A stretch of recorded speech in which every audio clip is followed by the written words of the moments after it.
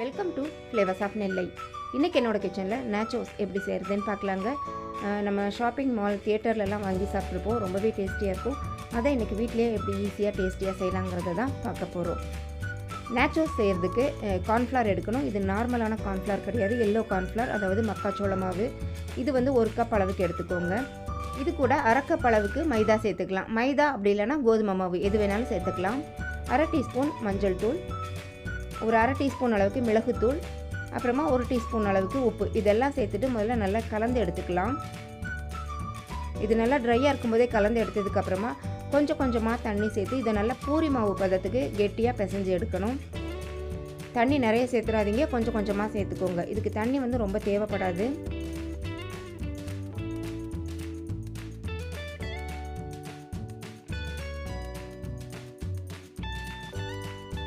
இந்த மாவை ஒரு 2-3 நிமிஷத்துக்கு நல்லா அழுத்தி பிசைஞ்சு எடுக்கணும்.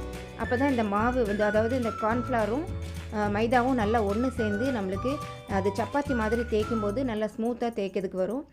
அதனால் நல்லா பிசைஞ்சு எடுத்துக்கோங்க. அப்படி இல்லைன்னா தேய்க்கும் போது கிராக் விடும்.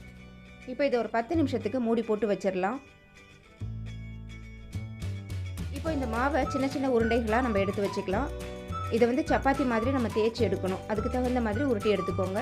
இப்போ இந்த மாவை வந்து மைதாவில் நல்லா தொட்டுட்டு ரொம்ப அழுத்தம் கொடுக்காம கொஞ்சம் ஜென்ட்லாக தேய்ச்சி எடுத்துக்கோங்க. ரொம்ப நீங்கள் ப்ரெஷர் கொடுத்துட்டிங்கன்னா அது வந்து பிஞ்சு பிஞ்சு வந்துடும். அதனால் கொஞ்சம் ஜென்ட்லாக தேய்ச்சி எடுத்துக்கோங்க. அப்பப்போ மைதாவில் தொட்டுட்டு தேய்ச்சாதான் அது வந்து நம்மளுக்கு தேய்க்கிறதுக்கு நல்லா ஸ்மூத்தாக வரும். சப்பாத்தி தேய்க்கிறத விட கொஞ்சம் மெல்லிசாக தான் இதை தேய்ச்சி எடுக்கணும். இப்போ இதை நல்லா தேய்ச்சி எடுத்ததுக்கப்புறமா இந்த ஓரங்களை வந்து கொஞ்சம் கட் பண்ணி எடுத்துக்கலாம். நம்மளுக்கு வந்து ஸ்கொயர் ஷேப் வர்ற மாதிரி கட் பண்ணி எடுத்துக்கோங்க.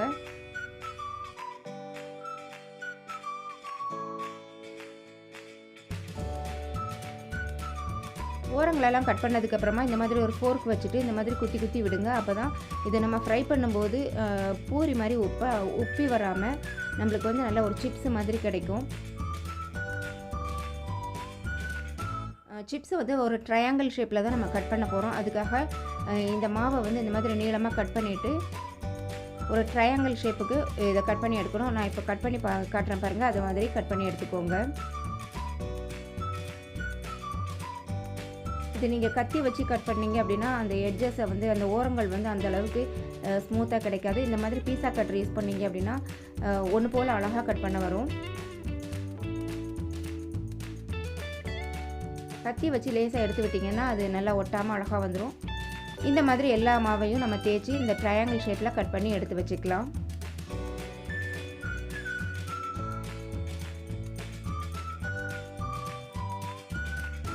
இப்போது நாச்சோஸ் ரெடி ஆயிடுச்சு. இதை நம்ம ஃப்ரை பண்ணி எடுத்துக்கலாம்.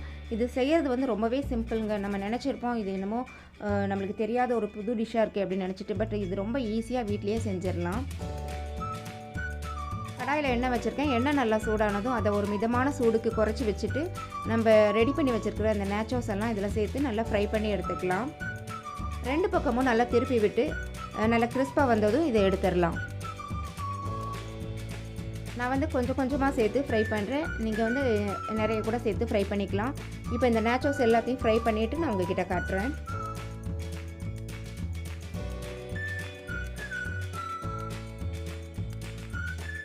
நாச்சோஸ் எல்லாம் நல்லா ஃப்ரை பண்ணி எடுத்தாச்சு. இந்த நாச்சோஸ்க்கு டேஸ்ட் கொடுக்கக்கூடியதே நம்ம இதில் சேர்க்கக்கூடிய சீசனிங் தான். இப்போ அது என்னென்னு பார்க்கலாம். இப்போ வந்து நான் மிக்ஸ்டு ஹர்ப்ஸ் வச்சுருக்கேன். இது வந்து ஒரு டீஸ்பூன் அளவுக்கு இதில் சேர்த்துக்கலாம். அடுத்ததாக கார்லிக் பவுடர், இதுவும் ஒரு டீஸ்பூன் அளவுக்கு சேர்த்துக்கலாம். அடுத்ததாக ஆனியன் பவுடர், இதுவும் 1 டீஸ்பூன் அளவுக்கு சேர்த்துக்கலாம். அடுத்ததாக கொஞ்சமாக பெப்பர் பவுடர், ஒரு 1/2 டீஸ்பூன் அளவுக்கு சேர்த்துக்கிறேன். இது அடுத்ததாக ஒரு 1/2 டீஸ்பூன் அளவுக்கு மிளகாய்த்தூள், அப்புறம் கொஞ்சமாக சால்ட்டு. நம்ம ஏற்கனவே நாச்சோஸ் மாவு பிசையும் போது சால்ட்டு போட்டிருக்கோம், அதனால் கொஞ்சமாக சேர்த்துக்கலாம். இப்போது ரொம்ப முக்கியமான ஒரு பொருள் சேர்க்க போகிறோம். இது வந்து பவுடர் சீஸ். இதுதான் வந்து நல்ல டேஸ்ட்டு கொடுக்கக்கூடியது. இந்த நாச்சோஸ்க்கு டேஸ்ட்டு கொடுக்கக்கூடியதே இந்த பவுடர் சீஸ் தான். நான் சேர்த்துருக்குது செடார் சீஸ் பவுடர். இது வந்து ஒரு 6 டீஸ்பூன் அளவுக்கு நான் இதில் சேர்த்துருக்கேன். இது சேர்த்துட்டு நல்லா மிக்ஸ் பண்ணி விட்டுக்கலாம். இப்போ நம்மளோட டேஸ்டியான நாச்சோஸ் ரெடி ஆயிடுச்சுங்க. டொமேட்டோ கெச்சப், சால்சா அப்படி இல்லைனா ஏதாவது ஒரு டிப்போட இந்த நாச்சோஸ் சேர்த்து சாப்பிட சூப்பராக இருக்குங்க. இது வரைக்கும் தியேட்டர்லேயும் மால்ஸ்லேயும் தான் நம்ம சாப்பிட்ருப்போம். இதை வீட்லேயே இப்போ ஈஸியாக செஞ்சாச்சு. ரொம்பவே டேஸ்டியாக இருக்கும். வீட்டில் இருக்கிறவங்க ரொம்ப விரும்பி சாப்பிடுவாங்க. கட்டாயம் ட்ரை பண்ணி பாருங்கள். இந்த நேச்சோஸ் ரெசிபி உங்களுக்கு பிடிச்சிருந்ததுன்னா மறக்காமல் எங்கள் சேனலை சப்ஸ்கிரைப் பண்ணி சப்போர்ட் பண்ணுங்கள். தேங்க்ஸ் ஃபார் வாட்சிங்.